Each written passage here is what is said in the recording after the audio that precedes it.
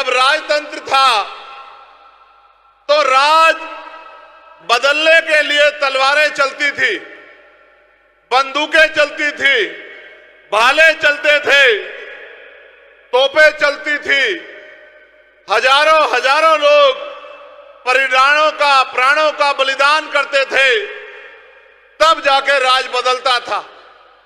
धन्यवाद दीजिए डॉक्टर बाबा साहब अम्बेडकर का, जिन्होंने हर बालिग व्यक्ति की उंगली में वो ताकत दे दी है कि बटन दबाओ और राज बदल दो।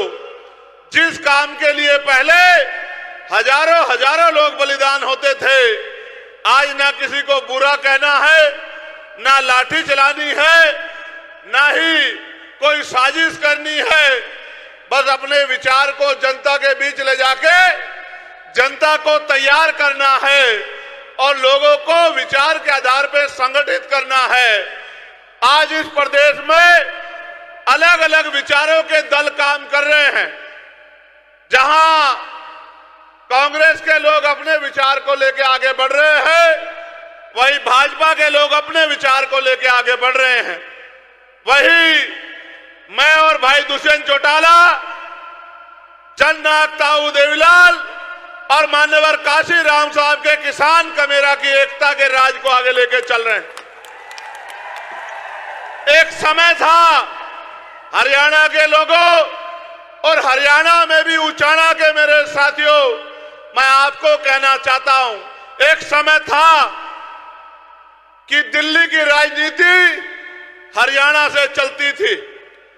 जब किसान कमेरा एकजुट था तो दिल्ली की कुर्सी पे कौन बैठेगा इसका फैसला हरियाणा में होता था। उत्तर प्रदेश की कुर्सी पे कौन बैठेगा, बिहार की कुर्सी पे कौन बैठेगा, इसका फैसला हरियाणा में होता था। लेकिन आज हरियाणा की कुर्सी पे कौन बैठेगा इसका फैसला दिल्ली से होता है कि 9.5 साल कौन बैठेगा और बाद के 3-4 महीने कौन बैठेगा और आने वाले कल में कौन बैठेगा। आज हरियाणा के बल को क्या हो गया है, मुझे ऐसा लगता है कि आप दुश्मन की साजिश का शिकार हो गए हैं। दुश्मन चाहता है कि दिल्ली से हरियाणा चले और उनके कठपुतली मुख्यमंत्री हरियाणा में बैठ के हरियाणा के विकास के पैसे को दिल्ली भेजने का काम करें। अगर आप जिम्मेदार व्यक्ति के हाथ में ताकत दोगे तो हरियाणा का पैसा दिल्ली नहीं जाएगा, बल्कि दिल्ली में रखा आपका पैसा हरियाणा के विकास के लिए लगने का काम होगा। एक समय था, वो समय आपकी वजह से पीछे हट गया। आप इन राष्ट्रीय दलों के चक्कर में आ गए और ये झूठे वादे आपसे करते रहे। इनके मैनिफेस्टो देखना, ये अपने मैनिफेस्टो के 4 काम पूरे नहीं करते, फिर भी आप उनके पिछलग्गू बनने का काम करते हो। भाई दुष्यंत जब बोल रहे थे, कह रहे थे कि अपना मारे छांव में गिरे बगाना मारे धूप में, मैं तो ये मानता हूं कि अपना मारता ही नहीं है। जो अपना होता है वो तो अपने का हाथ पकड़ता है, अपने के साथ रहता है, अपने की ताकत बढ़ाता है, अपने को मजबूत करता है। 30 साल मुझे कहना नहीं चाहिए था, मगर मैं इस बात को कहता हूं, मैं मंचों से नहीं कहता। 30 साल के थे वो, जब वो आपके बीच मैदान में और परिवार किस हालात में था आपने देखा। चाहते तो यहां से इधर उधर की सोचते, लेकिन आपके बीच में आए और मैंने कार्यशैली देखी दोनों भाइयों की। ऐसे नहीं हुआ गठबंधन कि इन्होंने कह दिया गठबंधन कर लो। जो काम इन्होंने किया, जैसे 32 दांतों के बीच में जीभ रहती है, इस तरह से जो काम इन्होंने 4.5 साल में किया, उस काम को पैमाना बना के अलायंस हुआ कि इस काम को अगर आगे बढ़ाया जाए तो हरियाणा के एक घर में खुशहाली आ सकती है, हरियाणा के किसान कमेरों की बात दोबारा मजबूत हो सकती है। ये अलायंस क्यों हुआ, मैं इस बात पे आऊंगा। उससे पहले जब मैंने देखा कि इन्होंने 1200 से ज्यादा लाइब्रेरी खुलवाने का काम किया, डिजिटल लाइब्रेरी, इसलिए कि गांव का बच्चा शहर के बच्चे के बराबर हो जाए, वो एजुकेशन में किसी पीछे ना रहे। फिर एक गांव में हम गए, प्रचार में थे, वहां की प्रत्याशी भी यहां बैठी है हमारी बहन, गांव के लोगों ने गाड़ी रोक ली। मुझे लगा कि शायद कोई नाराजगी होगी, मुझसे कहने लगे गाड़ी से उतर जाओ। मैंने कहा बताओ क्या बात है कि गाड़ी से उतर जाओ। मैंने कहा कि भाई प्रचार आज इस गांव में नहीं अगले में है। बोले एक बार उतर जाओ 2 मिनट के लिए, मीडिया के साथी दिखाना इस बात को जरूर। हम उतर गए, वो लाइब्रेरी में लेके गए, बेटियों की लाइब्रेरी अलग और बेटों की लाइब्रेरी अलग। फिर मिठाई ले आए। मैंने पूछा कि मिठाई क्यों दे रहे हो, तो उन्होंने कहा इस लाइब्रेरी की वजह से 18 बच्चे सरकारी नौकरियों पे गए। तो मुझे लगा कि मैंने जो हाथ पकड़ा है वो सही हाथ पकड़ा है। हमने मैनिफेस्टो बना बैठ के, मैनिफेस्टो में आपके लिए मैनिफेस्टो पढ़ना। मैं नौजवान साथियों से कहूंगा जो बेरोजगार घूम रहे हैं, जो अच्छी शिक्षा चाहते हैं, यहां की जनता जो अच्छी हेल्थ चाहती है कि चिकित्सा व्यवस्था अच्छी हो, हमारा मैनिफेस्टो पढ़ना कि हमने अमीरों को ताकतवर बनाने के लिए मैनिफेस्टो बनाया या गरीब की कटती जेब को रोकने के लिए और गरीब के जेब में पैसे डालने के लिए मैनिफेस्टो बनाया। पढ़ना आप लोग। तो मैंने तो बात की इनसे और बात की तो एहसास हुआ कि उनके मन में हरियाणा को लेकर एक सपना है, जिनके भरोसे चुनाव लड़ा, जिनके लिए दिन रात मेहनत की, जिनके लिए वोट मांगे, वो तो उसी दिन हाथ छोड़ के चले गए थे जिस दिन राज में आने के लिए सरकारें बनने का फैसला हो रहा था। उन्होंने भी उनके साथ आगे बढ़ने का निर्णय लिया। 6 महीने पहले सरकार छोड़ी। उचाना के लोगों आप बताओ, अगर सरकार छोड़ने के बाद क्या भाजपा की सरकार यहां गिर गई या चली? बताओ, गिरी या चली? चली ना। तो इसका मतलब अगर ये परिवार, और मैं धन्यवाद दूंगा अमरजीत ढांडा जी का कि वो एक वफादार सिपाही की तरह इनके साथ खड़े रहे, अपने पार्टी का झंडा डंडा पकड़ के रखा।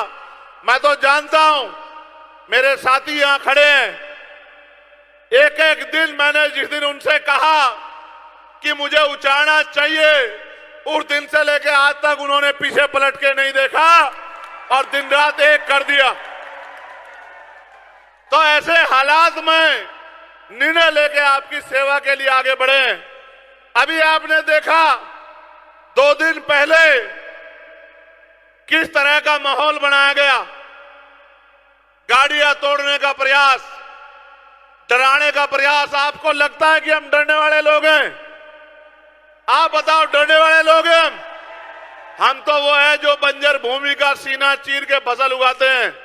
हम किसान कमेरे लोग हैं, जहां जानवर भी नहीं रहता, अपने पसीने से खून से वहां महल बनाते हैं संघर्ष करके। हम तो संघर्षशील लोग हैं। इनके डराने से मैं डर जाऊंगा? इनको एहसास नहीं कि मैं जिनमें पैदा हुआ हूं, अगर मुझे कील भी लगेगी तो वो इसका सारा जवाब वोट की चोट से देंगे। ये गलतफहमी में है। ऐसे गुंडे और ऐसी गुंडागर्दी मैंने बहुत बार देखी है। ये नहीं जानते कि मैंने तो आत्मसम्मान की लड़ाई लड़ते हुए, अपने लोगों की स्वाभिमान की लड़ाई लड़ते हुए 16-16 महीने जेल काटी है, कभी उफ तक नहीं कहा। दिल्ली में जब गुरु घर टूट गया तो 66 दिन तक जेल काटी, एनआरसी में 29 दिन तक जेल काटी। और जब मैं जेल में था और सदगुरु रविदास जी महाराज का अपमान हुआ, मैं धन्यवाद दूंगा कि 5 एकड़ जमीन में सदगुरु जी का गुरु घर बनाने की घोषणा मेरे भाई दुष्यंत चौटाला ने की। एक तरफ ये निकम्मी सरकारें, भाजपा की सरकार जो तोड़ने में हिस्सेदार थी, और दूसरे लोग जो ये कह रहे थे कि ये बन नहीं सकता है, तो आपकी ताकत थी कि सुप्रीम कोर्ट से भी और केंद्र की सरकार के जबड़े में हाथ डाल के पुनः अपना गुरु घर छीनने का काम किया। मैं आपसे ये कहना चाहता हूं, मेरे लिए हर दिन संघर्ष है और मैं जो आज हूं वो आपकी बदौलत हूं। जब ये पूरी राष्ट्रीय पार्टियां मुझे हराने के लिए नगीना में एडी चोटी का जोड़ लगा रही थी, जो आपकी हितैषी होने का यहां दावा कर रहे हैं, वो आपकी इस मजबूत आवाज को खत्म करने के लिए एडी चोटू का जोड़ लगा रहे थे। चाहे एनडीए अलायंस के लोग हो या इंडिया अलायंस के लोग हो या अन्य पार्टियां हो, जैसे आपने उनकी वहां जमानतें जब्त करके हमारा लोहा मनवाने का काम किया था, उचाना में भी उनकी जमानतें जब्त करके भाई दुष्यंत जी को असेंबली भेजने का काम करना। जहां दिल्ली में खड़े होके मैं आपके अधिकारों की रक्षा के लिए, किसानों के लिए, पहलवानों के लिए, तमाम तरह से अंतिम व्यक्ति के लिए दिल्ली में आवाज उठाने का काम करूंगा, आपकी ताकत बनके, आपकी लाठी बनके इन सामंतवादी सोच के लोगों को जो गुंडागर्दी कर रहे हैं, इनको जवाब देने के लिए मेरा भाई दुष्यंत जो है असेंबली में दहाड़ने का काम करेगा, आपकी ताकत बनने का काम करेगा। आप मुझे और दुष्यंत को अलग अलग मत मानना।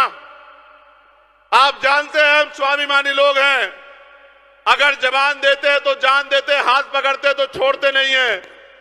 आपके ऊपर छोड़ रहा हूं, अगले 3 दिन मेहनत करना, गांव गांव जाना, घर घर जाना, लोगों से वोट की अपील करना, क्योंकि बाबा साहब अंबेडकर ने कहा था political power is the master की।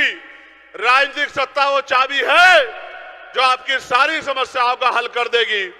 अगर अगले 3 दिन आपने मेरी बात पे पहरा दे दिया और घर घर जाके अलग जगह दी और वोट की अपील कर ली, तो किसी की हिम्मत नहीं है कि आपका प्रत्याशी यहां किसी से पीछे रह जाए।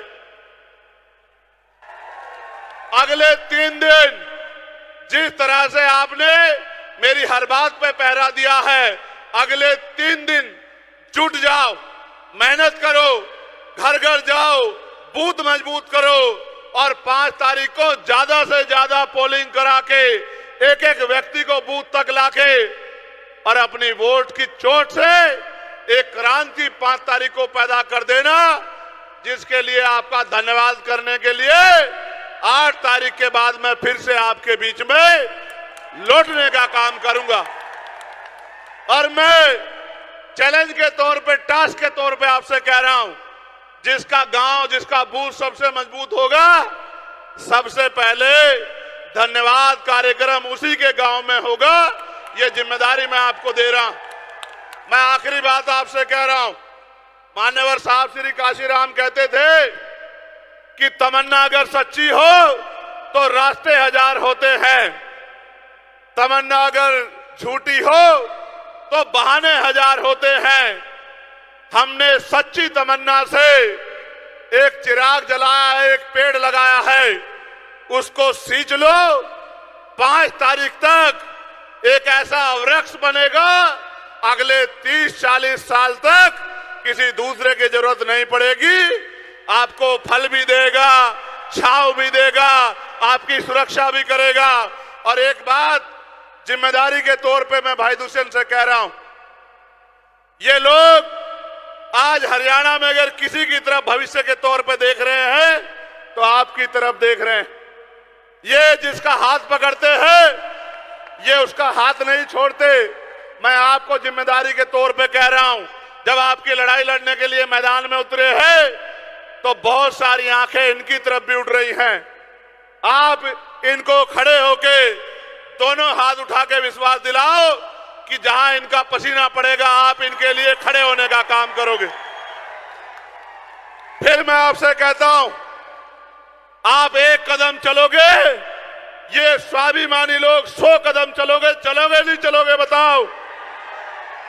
मैं उचाना को पूछ रहा हूं, इस पगड़ी की लाज रखोगे नहीं रखोगे? अपने लोकप्रिय नेता को जिता दोगे नहीं जिता दोगे? गांव गांव में अपने बूथ को मजबूत कर दोगे, नहीं कर दोगे? और भाई दुष्यंत के सर पे दोबारा से पगड़ी सजा दोगे, नहीं सजा दोगे? तो यही मैं आपके गांव गांव तक पहुंचा हूं, यही सम्मान होगा अगर आपने 5 तारीख को अपने अपने बूथ को मजबूत कर दिया। तो मैं लिख के देता हूं कि आपकी शक्ति का लोहा, आपकी शक्ति का लोहा मजबूत हो जाएगा। अभी मेरे बाद आज के इस सभा में आशीर्वाद के रूप में श्री अजय सिंह जी बोलेंगे। तब तक मैं यहां उपस्थित हूं, आप उनको सुन के जाना, लेकिन मेरे साथ एक बार जोरदार नारा लगा दो, जय भीम, जय भीम, जय भारत, जय भारत, जय संविधान, जय संविधान, जय जवान, जय जवान, जय किसान और महिला शक्ति जिंदाबाद। आप सबके लिए मंगल कामनाएं। बहुत बहुत धन्यवाद, आप सभी का आभार।